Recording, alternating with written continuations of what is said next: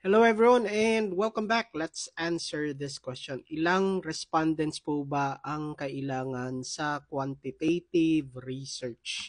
So una na kailangan yung gawin is to identify the population of your study. Ano yung population? Ito yung totality ng mga possible participants ng inyong study.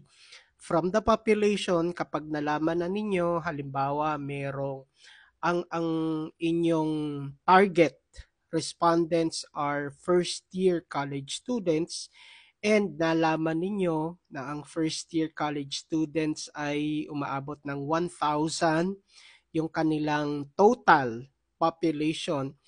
From there, kailangan yun ngayon i-compute yung tinatawag nating sample of the study.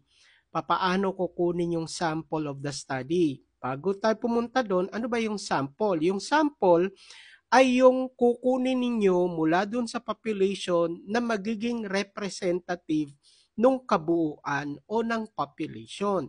So, hindi nyo kailangan gamitin yung 1,000 na total population bagkus. Kung ang gagamitin ninyo ay yung tinatawag nating sample. Yung sample ang magiging representative ng population para mas mabilis yung proseso. And it is also accepted as a representative noong kabuuan ng inyong respondents, which is yung sample natin, 1,000. So, paano nyo i-compute yung sample of the study?